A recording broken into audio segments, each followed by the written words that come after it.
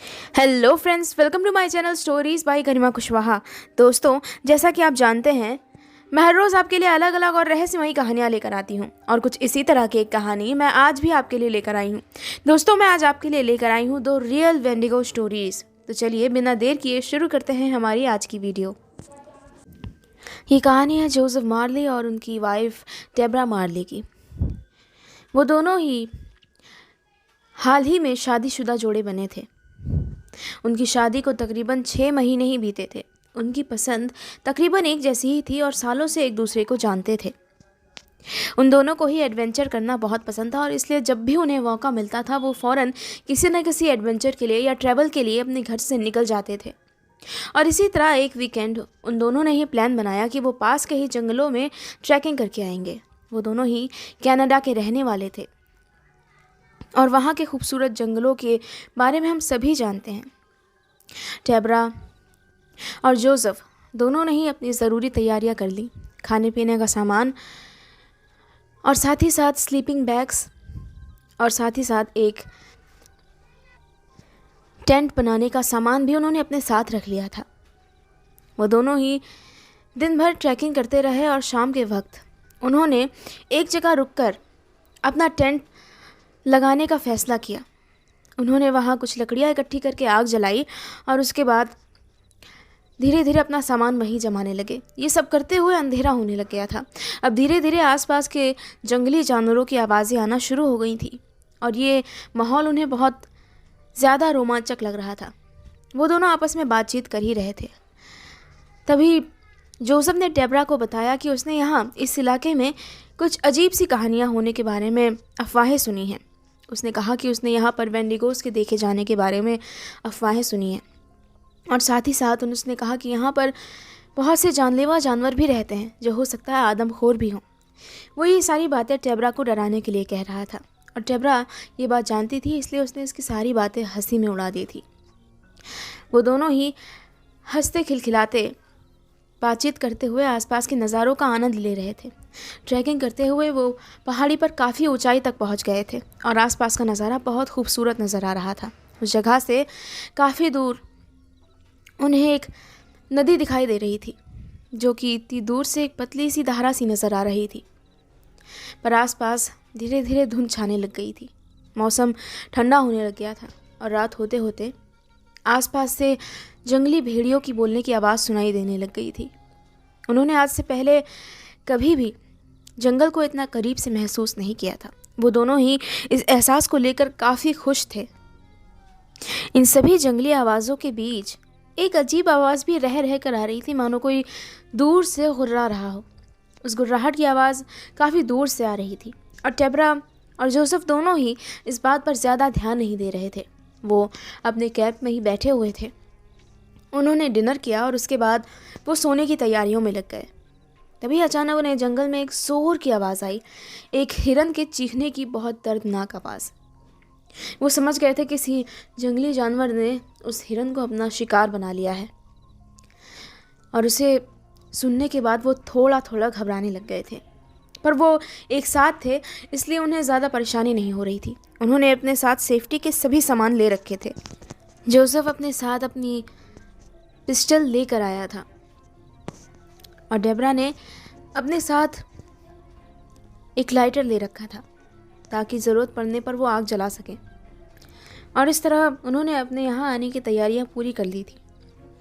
उसके बाद उन्होंने अपना बचा हुआ खाना वहीं आग में डाल दिया जिससे उसकी गंध पाकर वहाँ आसपास के जंगली जानवर उन तक पहुँच ना सकें। और उसके बाद वो सोने की तैयारियों में लग गए।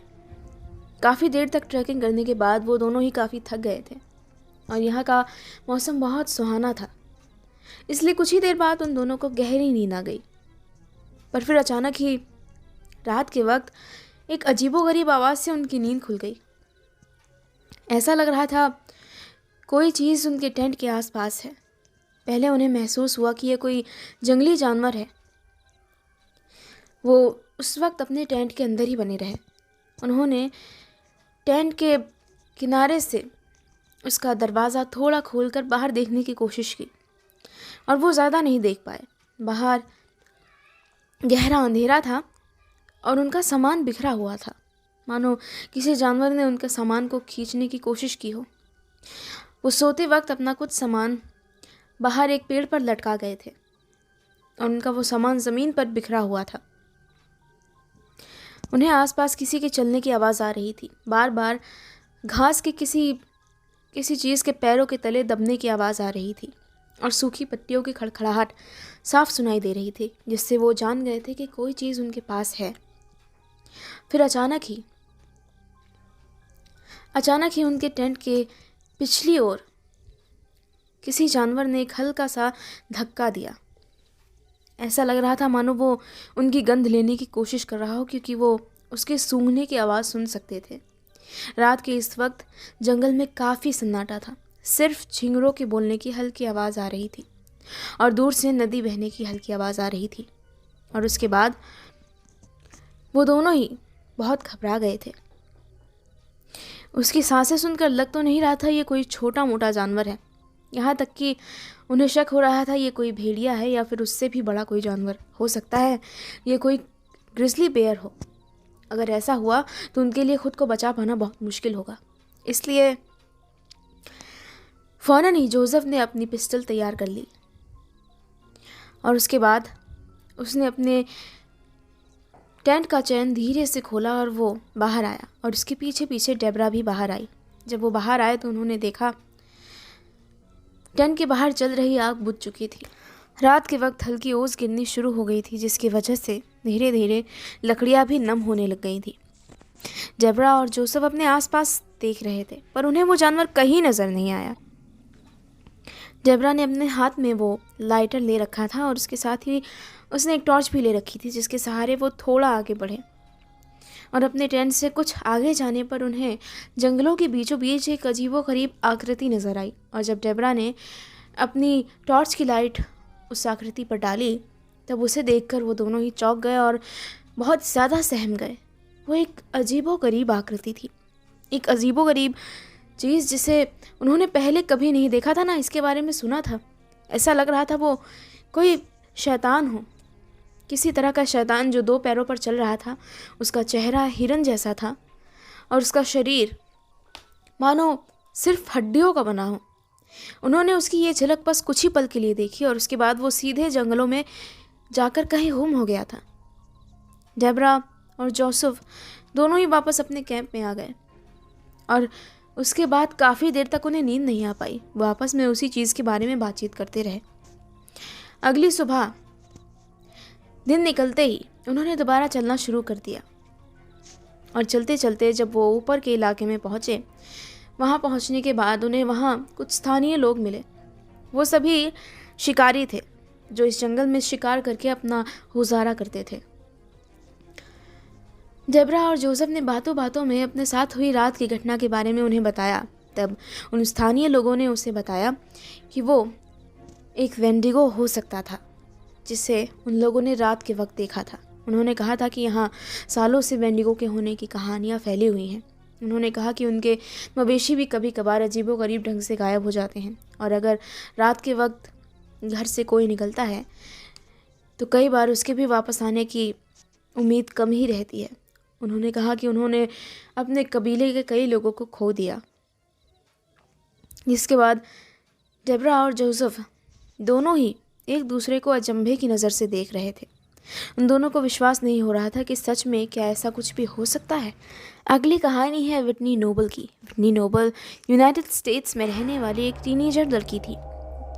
विटनी नोबल का परिवार एक आम परिवार था। उसके परिवार में उसके पिता, उसकी माँ और वो खुद थी और उनके तीनों के अलावा विटनी का प्यारा कुत्ता जिसका नाम विटनी ने पर्सी रखा था।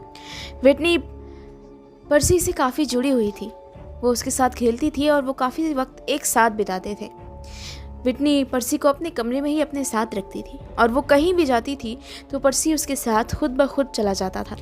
विटनी अपने माँ बाप के साथ हर महीने अपने ग्रैंड पेरेंट्स को विज़िट करने जाती थी जो उनके घर से काफ़ी दूरी पर रहते थे।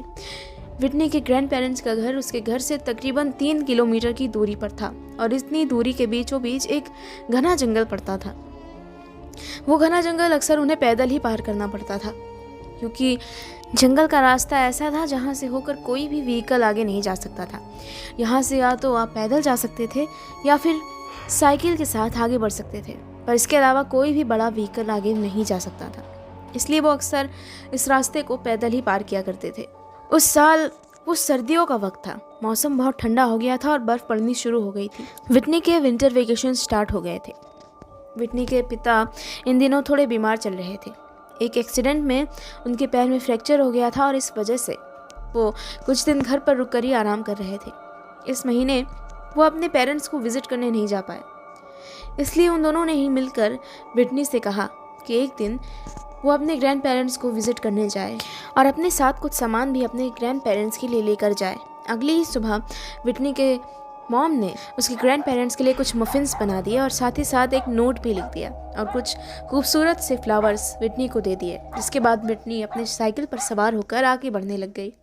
विटनी ने अपनी साइकिल के आगे एक छोटी सी बास्केट लगवा दी थी और उस बास्केट में वो अपने प्यारे डॉग पर्सी को अपने साथ ले जाती थी जहाँ भी वो जाती थी। और उस रोज़ भी वो अपने पर्सी को अपने साथ ही लेकर जा रही थी। पर्सी बहुत आराम से, बहुत मज़े से उसकी साइकिल के बास्केट में बैठा हुआ था। विटनी धीरे धीरे करके आगे बढ़ती जा रही थी। काफ़ी देर चलने के बाद आखिरकार वो उस जंगल के इलाके में पहुंच गई। उस जंगल में पहुंचते ही उसे थोड़ा डर महसूस होने लगा। आज से पहले वो इस जंगल में कभी अकेली नहीं आई थी, पर यह दिन का वक्त था इसलिए उसे ज़्यादा परेशानी नहीं हुई। और उसके बाद वो धीरे धीरे साइकिल चलाते हुए आगे बढ़ने लगी, क्योंकि ये रास्ता पथरीला था और उसकी साइकिल पर बार बार झटके लग रहे थे। कुछ देर तक साइकिलिंग करने के बाद धीरे धीरे आखिरकार वो हाईवे पर आ ही गई और उसके बाद धीरे धीरे आगे बढ़ते हुए वो कुछ ही देर बाद अपने ग्रैंड पेरेंट्स के घर पहुंच गई और उस वक्त तक दोपहर होने लग गई थी। सुबह के 11 बजने वाले थे। उसके ग्रैंड पेरेंट्स उसे देखकर बहुत खुश हुए। उन्होंने उसे काफ़ी सारे गिफ्ट्स दिए। फिर एक साथ बैठकर उन्होंने लंच किया। काफ़ी देर तक बातचीत होती रही और कुछ देर बाद वो आसपास के इलाकों में घूमने भी गए।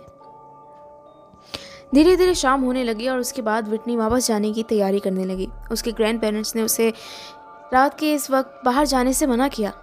उन्होंने उससे कहा, विटनी तुम सुबह चली जाना, अभी इस वक्त अंधेरा हो रहा है और रास्ते में जंगल का इलाका भी है। तुम अकेले जाना ये तुम्हारे लिए ख़तरनाक है। तुम आज रात यहीं रुक जाओ, तुम सुबह चली जाना। विटनी को भी ये ख्याल सही लगा। उसने फ़ौरन अपने पेरेंट्स के घर फ़ोन किया। अपने पेरेंट्स को फ़ोन करने के बाद उसने पूछा क्या वो रात के वक्त वहाँ रुक सकती है। तब विटनी की मॉम ने उससे कहा, ओह माय डियर, तुम अभी तक वहाँ से निकली नहीं हो, तुम्हें और पहले निकल जाना चाहिए था। तुम्हें आज यहाँ पहुँचना होगा, वरना कल मेरा ऑफिस है। मैं तुम्हारे डैड को अकेले नहीं छोड़ सकती हूँ और मैं अपना ऑफिस भी बंद नहीं कर सकती हूँ। तुम जानती हो मैंने ऑलरेडी बहुत सी छुट्टियाँ ले ली हैं। जिसके बाद विटनी ने फ़ौरन वहाँ से निकलने की तैयारी की और उसके ग्रैंड पेरेंट्स ने भी उसे नहीं रोका। विटनी ने अपनी साइकिल उठाई, उसका प्यारा पर्सी भी उसके साथ ही था। वो धीरे धीरे अपनी साइकिल से आगे बढ़ने लगी और कुछ देर बाद वो फिर से एक बार जंगल के रास्ते पर पहुँच गई। और इस वक्त जंगल सुबह के मुकाबले बहुत ही ज़्यादा डरावना और भयानक लग रहा था। आसपास से तरह तरह के जानवरों की बोलने की आवाज़ आ रही थी। विटनी आगे बढ़ने लगी। अचानक ही उसकी साइकिल रुक गई। विटनी ने साइकिल से उतरकर देखा, तब उसने पाया कि उसकी साइकिल की चेन उतर गई है। और उसके बाद उसने कुछ देर वहीं रुककर अपनी साइकिल की चेन सही की और उसके बाद फिर वो आगे बढ़ने लगी। अभी वो कुछ ही देर आगे गई थी कि उसे अपने पीछे किसी जानवर की गुर्राहट की आवाज़ सुनाई पड़ी। उसका डॉग पर्सी भी बार बार उसी तरफ देख रहा था। कुछ देर बाद उन्हें फिर से एक ज़ोरदार गुर्राहट सुनाई पड़ी और इस बार ये ज़्यादा साफ थी और ज़्यादा करीब से आ रही थी। पर्सी बार बार उस दिशा में देख रहा था जहाँ से भी आवाज़ आ रही थी और वो लगातार अपनी गर्दन घुमा रहा था। धीरे धीरे अचानक ही वो अपनी गर्दन घुमाते हुए सामने की तरफ देखने लग गया और फिर उसने अपनी गर्दन आगे की तरफ घुमाई और फिर चलती साइकिल से कूद गया। उसने आज से पहले ऐसा अजीब बर्ताव कभी नहीं किया था। साइकिल से कूदने के बाद वो कुछ आगे गया और जंगल में जाकर भौंकने लग गया। उसकी भौंकने की बहुत तेज़ आवाज़ आ रही थी। विटनी जल्दी से जल्दी इस जंगल से निकलना चाह रही थी। उसे भी बहुत घबराहट हो रही थी। विटनी फ़ौरन भागते हुए जंगल के अंदर गई और उसने पर्सी को आवाज़ लगाना शुरू किया। पर्सी, पर्सी और कुछ ही देर बाद पर्सी भागता हुआ उसके पास आ गया, पर वो फिर भी लगातार सामने की तरफ ही देख रहा था और भौंकता जा रहा था। उसके बाद विटनी ने उसे अपने हाथों में उठाया और उसे साइकिल की तरफ लेकर आई।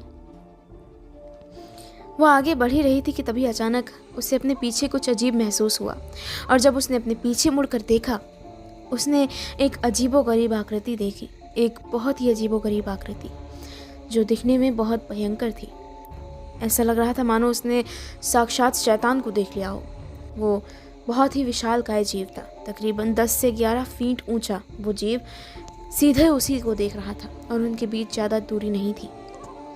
ये देखकर विटनी बहुत घबरा गई और फौरन पर्सी को अपनी गोद में लेकर पूरी ताकत से भागने लगी। भागते भागते वो अपनी साइकिल तक पहुंची और एक बार उसने अपना सर पीछे घुमाकर देखा। उसने देखा वो जानवर भी उसके पीछे पीछे आ रहा था। ये देखकर विटनी बहुत ज़्यादा घबरा गई और अपनी पूरी ताकत से साइकिल चलाने लगी और जितनी तेज़ हो सकता था साइकिल चलाकर आगे निकलने लगी। ज़्यादा तेज़ी से साइकिल चलाने की वजह से उसकी साइकिल पर बहुत ज़्यादा झटके लग रहे थे, पर वो किसी तरह से इस पथरीले रास्ते पर तेज़ साइकिल चलाकर आगे बढ़ने की कोशिश कर रही थी। वो बार बार सर घुमाकर पीछे देख रही थी।